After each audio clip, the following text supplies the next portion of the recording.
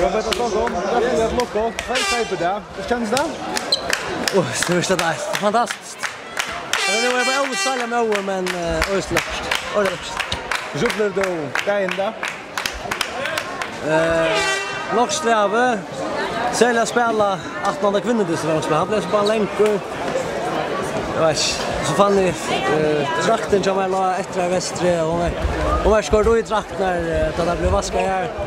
Det var så stressande i isen till att så skulle jag har mycket drag var lunch men så slapp så att spela i sig. Det blev så stressant. Så du fördes morgon halv hemma från. Så vart du morgon halv vet någon?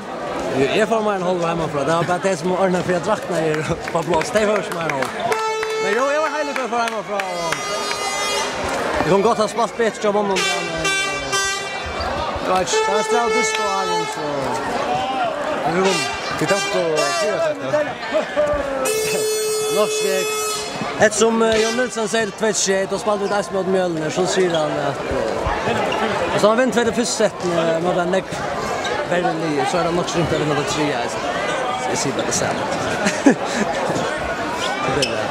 Ja, jag såg att lucka på staten. Nu är det en pastor av spelare någon samman och vänner till kvinnor.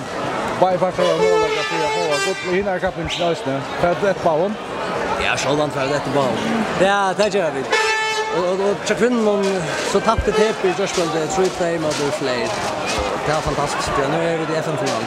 Och det är super. Look up.